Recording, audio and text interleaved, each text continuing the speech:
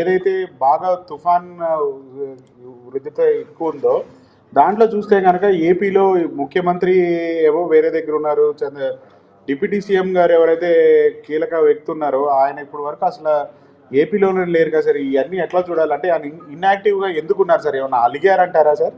అంటే పవన్ కళ్యాణ్ గారు సుదీర్ఘ కాలం పాటు తెలుగుదేశం పార్టీతో ట్రావెల్ చేయొచ్చానని విషయం బహిరంగానే మాట్లాడుతున్నాడు. దీర్ఘకాలం ట్రావెల్ చేయాలని నిర్ణయించుకున్న వారు కాబట్టి అలగడం అనేది ఇక సాధ్యం కాదు. అలగడం ఎప్పుడు సాధ్యం అవుతుంది? ఎన్ని రోజులు బాగుంటే అన్ని రోజులు మీతో మేము బాగుంటామనే వాతావరణం ఉంటే అలుగుతారు. వాళ్ళు నాకు తెలిసి తెలుగుదేశం పార్టీ కానీ బీజేపీ కానీ ఏ రోజు పవన్ కళ్యాణ్ గారు మాతో ఎక్కువ కాలం ఉంటే బాగుంటుందనే చర్చని అంటే తొందరగా పొమ్మని కాదు దాని అర్థం. అట్లాంటి చర్చ ఎప్పుడు చేయలేదు. వాళ్ళు చేయకుండానే అన్కండిషనల్గా పవన్ కళ్యాణ్ గారు మేము 15 ఏళ్ళు ట్రావెల్ చేయాలనుకుంటున్నాం మీ నాయకత్వంలో అని ఓపెన్గా బహిరంగంగా స్టేజ్ల మీద మాట్లాడుతూ అందులో ప్రధానమంత్రి గారు ఉన్న సమక్షంలో మాట్లాడారు. ఇంత ఓపెన్గా ఆయన ముందుకు వచ్చేసిన తర్వాత ఇంకా అలిగే కెపాసిటీ ఉండదు. తెలుగుదేశం పార్టీ అడిగితే ఈయన ఇస్తానంటే వేరే సంగతి. వారు లోపల ఏం అడిగారు మనకు తెలియదు. బహిరంగ మాత్రం వాళ్ళు ఎప్పుడు అడగలేదు.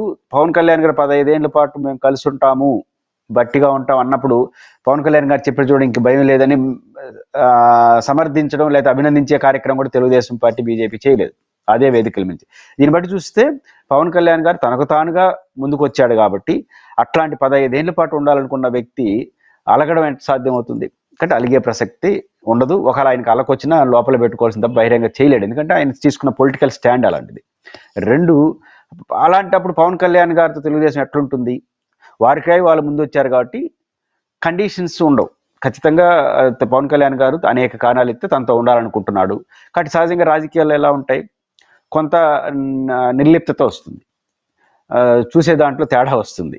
అంటే ఒక పార్టీ ఒకరి మీద ఆధారపడి వారు అవసరం ఉండి రాజకీయాలు చేస్తే వాళ్ళ మాటకు విలువ ఉండేది ఒక రకంగా ఉంటుంది.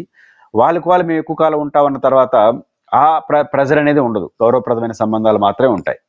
కానీ పవన్ కళ్యాణ్ గారు తీసుకున్న పొలిటికల్ స్టాండ్ అనేది అలకా చేయలేరు, యాక్టివ్ కూడా కాలేరు. పైకి మిత్రపక్షాల మధ్య ఎంత ఐక్యత ఉన్నా ముఖ్యమంత్రి గారు ఊర్లో లేరు, ఉప ముఖ్యమంత్రి గారు రాష్ట్రం అంతా తిరగచ్చు, మంత్రి గారు తిరగచ్చు.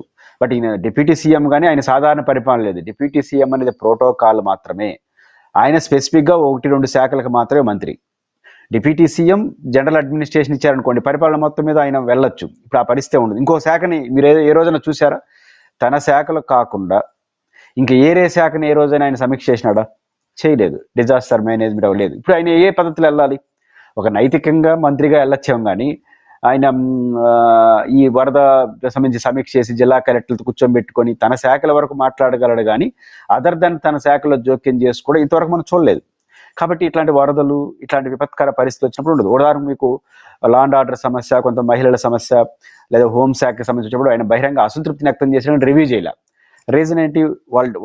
వాళ్ళ నియోజకవర్గంలో డిఎస్పీని పైన ఫిర్యాదు ఎస్పీకి చేశాడు. ఆ పరిస్థితిలో ఆయన ఉన్నప్పుడు ఆయన సమీక్షలు చేయడం, రాష్ట్రాలంతా తిరగడం అనేది టెక్నికల్గా సాధ్యం కాదు. దానితో ఆయన రాజకీయ నిర్ణయం తీసుకున్నాడు.